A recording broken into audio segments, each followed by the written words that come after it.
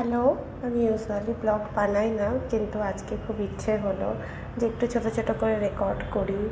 কারণ আজকে একটু খুশির দিন। অনেক দিন পর আমার একটা পছন্দের জিনিস, যেটা আমি অনেক দিন আগে অর্ডার করেছিলাম, সেটা আসতে চলেছে। অনেক দিন ধরেই একটু একটু করে সঞ্চয় করে নিজের আয় থেকে এটা কিনবো বলে ঠিক করেছিলাম। আচ্ছা, তাহলে চলো যাওয়া যাক।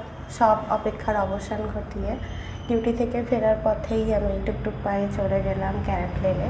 এখানেই আমার অর্ডারটা ডেলিভারি হওয়ার আছে, যেটা আমি মোদিজির ডিক্লারেশনের আগে অর্ডার করেছিলাম। তো সেটাও আমার কাছে একটা পাওনা যে আগে করে দিয়েছিলাম, ভাগ্যিস।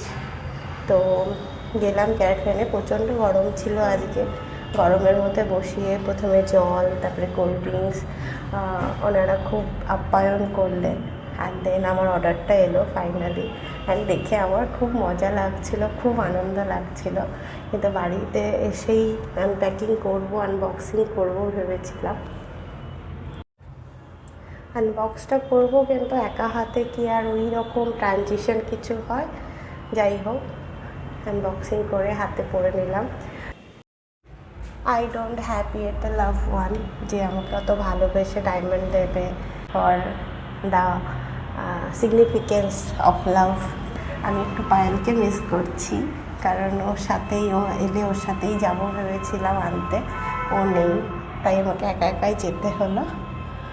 বাকি সবাই জানিও কেমন হয়েছে। টাটা।